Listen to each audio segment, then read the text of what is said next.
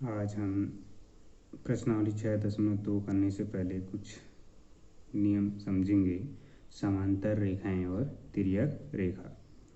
तो सबसे पहले हम देखेंगे तिर्यक रेखा क्या होती है। आपको दो रेखाखंड दिख रहे हैं, ए बी और सी डी।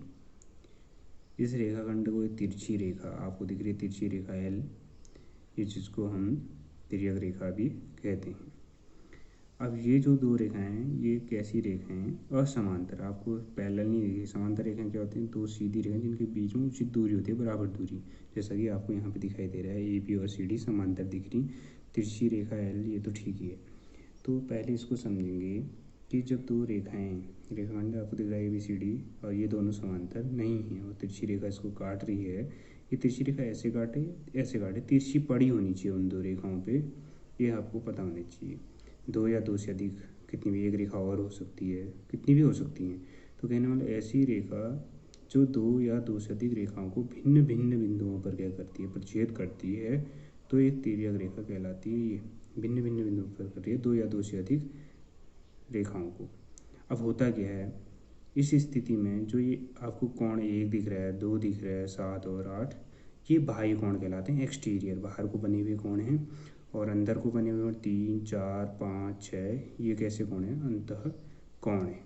यहाँ पे कुछ खास नहीं होता है जब दो रेखाएं क्या हैं? समांतर नहीं है। पर यहाँ पे नियम बदल जाते हैं जब हमें दिया होगा ए बी समांतर है सी डी।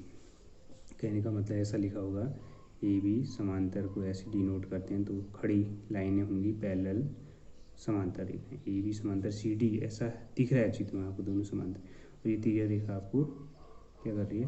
दो रेखाखंडों को भिन्न भिन्न बिंदु पर प्रतिच्छेद कर रही है। ये पी है, जैसे ये क्यू है, जैसे यहाँ पे हमने दिखाई बिंदु पी है, क्यू। तो होता क्या है? तो सबसे पहले हम समझेंगे संगत कोण, क्रॉसपोंडिंग एंगल्स। तो संगत कोण मतलब जैसे आप एक तिरछी रेखा है, अब हमने क्या किया, इधर हमने पहले एक तरफ को देखा, इस पेन के हम एक तरह की तिरछी रेखा हमने इसको मान लिया है पेन को, तो इधर को देखेंगे सबसे पहले हम इस साइड को। तो क्या है कि कोण 1, कोण 5, ये दोनों बराबर होंगे, ये ऐसे कोण संगत कोण कहलाते हैं। ऐसे ही नीचे नीचे को बने हुए कोण हैं, आपको दिख रहा है कोण 4 और 8, ऐसे इधर आएंगे तो 2 और 6, ऐसे ही 3 और 7, ये कैसे कोण कहलाएंगे? संगत कोण। ये आपको ध्यान रखना है। अब चूंकि रेखाखंड समांतर है तो ये संगत कोण क्या होते हैं? बराबर। कोण 1 बराबर कोण 8 लिख रहा हूँ कहीं पे, सॉरी, कोण 1 बराबर कोण 5 लिख रहा हूँ कहीं पे, या कोण 4 बराबर कोण 8 लिख रहा हूँ कहीं पे, तो मैं क्यों लिख रहा हूँ ये भी आपको पता होना चाहिए कि वहाँ पे ये दिया होगा ए बी समांतर सी डी, तो ब्रैकेट में मैं संगत कोण बराबर होते हैं ऐसा लिख सकता हूँ। अगला हम पढ़ेंगे एकांतर अंतःकोण। एकांतर कोण बनते कहाँ हैं? समांतर दिया है कहीं पे, और ये जेड आकृति बन रही है, ये दोनों रेखाएं समांतर हैं और ये तिरछी रेखा है, तो ये जेड आकृति है। ऐसे कोण क्या कहलाते हैं हमारे पास? एकांतर अंतःकोण। जैसे आप यहाँ पे देखेंगे दोनों समांतर रेखाएं, ये जेड बन रहा है, देखिए ये। तो यहाँ पे 4 और 6, कोण 4 और कोण 6 कैसे कोण है? एकांतर अंतःकोण। ऐसे जेड इधर से भी बन रहा है, आप देख सकते हैं, 3 और 5, कोण 3 बराबर 5, ये एकांतर अंतःकोण। ऐसे ही एकांतर बाह्य कोण भी होते हैं। जैसे आप अभी जेड बना, तो अब आप क्या करेंगे, ये जेड जैसे तो ऊपर ऊपर के कोण लेंगे, तो ये जेड में एक आ रहा ऊपर को, तो यहाँ नीचे को 7 आ रहा, तो 1 और 7, तो यहाँ पे जेड बना 2 और 8, तो 1 और 1 बराबर 7 दिख रहा हूँ, कोण 1 बराबर कोण 7, कोण 2 बराबर 8, तो ये एकांतर बाह्य कोण है। एक प्रॉपर्टी और होती है कि एक तरफ को बने हुए कोण का योग 180 अंश होता है। ये कब लगेगा ये आपको पता होना चाहिए, समांतर जब दिया होगा तभी ये चीज़ें होती हैं। तो कोण 4 और 5 जो है एक और को बने अंतःकोण है, जैसे 3 और 6 जो है एक और को बने अंतःकोण, तो इनका योग क्या होगा? 180 अंश होगा, ये हमें पता होना चाहिए। तो ये चीज़ कब होती है? एकांतर कोण कब बराबर होते हैं? समांतर संगत कोण कब बराबर होते हैं?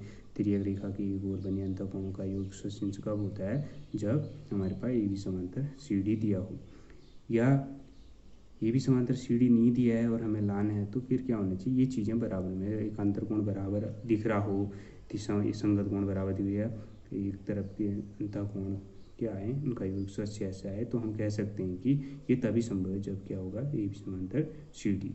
तो आपने करना क्या है? इनको समझना है और फिर प्रश्नावली में आना है। तो हम प्रश्नावली में आते हैं। प्रश्नावली 6.2 में आप आकृति 6.3 देख रहे हैं, अपनी किताब में देख सकते हैं। तो प्रश्न में हमको चित्र दिया हुआ है, चित्र की सहायता से हमें x और y का मान और इस प्रश्न में AB समांतर CD हमें ज्ञात करना है। देखिए अब हम यहाँ पे समांतर के गुण नहीं लगा सकते, एकांतर कोण, संगत कोण, एक और के अंतर कोण का योग अभी नहीं लगा सकते क्योंकि समांतर दिया ही नहीं है, वो तो हमें दर्शाना है, ज्ञात करना है। तो अब क्या होगा, देखिए कोण y और ये कैसे कोण दिख रहे हैं आपको, दो रेखाएं परस्पर एक बिंदु पर प्रतिच्छेद करती हैं, तो ऐसे कोण को शीर्षाभिमुख कोण कहते हैं। तो यहाँ पे शीर्षाभिमुख कोण लग सकता है। शीर्षाभिमुख कोण के लिए कोई हमारे पास रेखाओं का समांतर होना ये नहीं चाहिए होता है, बस दो रेखाएं क्या करनी चाहिए, क्रॉस बनानी चाहिए, मतलब प्रतिच्छेद करनी चाहिए। तो सम्मुख कोण जो होते हैं, आमने सामने कोण, शीर्षाभिमुख कोण कहते हैं, ये दोनों कोण बराबर होंगे। तो अब हमें पता चल गया है कि यहाँ पे y बराबर कितना होगा, 130 डिग्री। अब ये कैसे हुआ, आप कारण यहाँ पे लिख सकते हैं, शीर्षाभिमुख कोण से कोण y भी 130 के बराबर। ठीक हो गया, हमें पता चल गया कि 130 हो गया है। अब हम क्या करेंगे, देखिए ये 50 है और ये x है, ये सीधी रेखा है, सरल रेखा, दो कोण बन रहे हैं, मतलब रैखिक युग्म बन रहा है। अब हम अगला बिंदु रैखिक युग्म से करेंगे, सीधे लिखा रैखिक युग्म द्वारा 50 डिग्री धन x बराबर 180 डिग्री। आप यहाँ से भी, यहाँ कोष्टक में भी लिख सकते हैं रैखिक युग्म द्वारा, रैखिक युग्म से यहाँ से x बराबर कितना आ जाएगा, 130 डिग्री। हमें x और y के मान ज्ञात करने थे, हमने ज्ञात कर लिया, पहली चीज़ होगी। अब हमें ये भी समांतर सीढ़ी लाना है। देखिए हमें पता है कि ये कितना है हमारे पास, 130 डिग्री। अब ये जेड आकृति बन रही है, x और y बराबर, चूँकि एकांतर कोण बराबर हैं। अब एकांतर कोण कब बराबर होते हैं, जब रेखाएं समांतर होती हैं। अब हम लिखेंगे चूँकि एकांतर अंतः कोण बराबर हैं, अर्थात कोण x बराबर कोण y है, अतः क्या होगा, AB समांतर CD होगा। ये हमारा क्या हो गया है, यहाँ पे प्रूव्ड हो गया। ये हमें दर्शाना था। तो बहुत सरल प्रश्न था, x y के मान ज्ञात करने थे, समांतर लाना, समांतर दिया नहीं था, ये हमें ध्यान रखना। समांतर नहीं है तो हमने पिछली प्रश्नावली के गुण पता होनी चाहिए, शीर्षाभिमुख कोण और रैखिक युग्म में ये चीज़ें। तो इसकी सहायता से हमने यहाँ पे x y के मान और एकांतर अंतः कोण बराबर है, तो अर्थात ये मतलब ये दोनों बराबर हैं, आपको दिख रहा है x और y कैसे कोण है, जेड आकृति, मतलब अंधर को बने हैं, तो एकांतर अंतः कोण। तो ये कब होता है, जब AB समांतर CD प्रूव हो गया है। ऐसे ही अगला प्रश्न करेंगे, प्रश्न नंबर 2 में चित्र दिया हुआ है और इस बार हमको AB समांतर CD समांतर EF और y और z में अनुपात 3:7, मतलब इस बार ये तीनों रेखाखंड हमें समांतर दिए हैं। अब समांतर दिए हैं तो हमारे दिमाग में सीधे आ जाना चाहिए कि यहाँ पे क्या एकांतर कोण बराबर हो सकते हैं, संगत कोण बराबर से एक और बने हुए अंतः कोण का एक 180 अंश होगा, क्योंकि समांतर दिया हुआ है। और ये जो कोण y और z है, इनका अनुपात दिया, तो अनुपात वाले प्रश्नों को कैसे करते हैं आपको पता है कि हम उनके साथ x इंक्लूड कर लेंगे। तो देखिए कैसे होगा।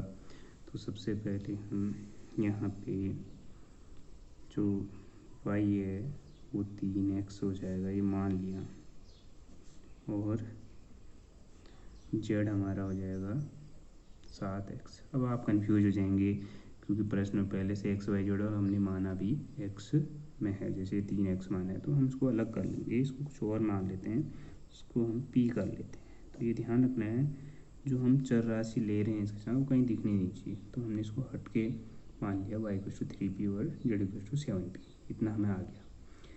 अब समांतर का गुण है, देखिए समांतर होने के लिए ये पहले यहाँ पे लगा लेते हैं, एक और बने अंतः कोणों का योग 180 अंश होता है, तो x धन y बराबर 180 होगा, ठीक है। और x किसके बराबर होगा, क्योंकि तीनों रेखाखंड समांतर हैं, तो ये समांतर इसके है, ये समांतर इसके है, ये तो मतलब ये समांतर इसके भी हुआ, ये भी ध्यान रखें। तो ये जेड आकृति से कोण x और z बराबर होंगे, एकांतर अंतः कोण दिख रहा है आपको। तो यहाँ पे हम लिख लेते हैं सबसे पहले कोण x बराबर कोण z कोष्ठक में एकांतर अंतःकोण। तो आप देख सकते हैं यहाँ पे कोण एक्स और जेड बराबर होंगे एकांतर अंतःकोण। एक्स धन वाई 180 होगा, क्यों होगा आप जानते हैं, एक और बने अंतःकोण का योग 180 अंश होता है। एक्स की वैल्यू कितने के बराबर होगी, जितनी जेड की वैल्यू होगी। जेड की वैल्यू है 7p, वाई की वैल्यू 3p। वैल्यू पुट करने पे p आया, p की वैल्यू हमने रख दी, वाई में 3 इंटू पी, जेड में 3 इंटू पी। जेड और एक्स बराबर है, हमें एक्स निकालना, तो एक्स इक्वल टू जेड है 126 डिग्री। तो ये हमारा जो टारगेट थे, हमारी जो वैल्यू हमें निकालनी थी वो आ गई। तो ऐसे आपके बहुत सारी विधियाँ हैं प्रश्नों को रेखागणित में सॉल्व करने की, पर मैंने इस विधि के द्वारा आपको बताया। आप के इसमें और भी विधि हैं तो आप बना सकते हैं। धन्यवाद।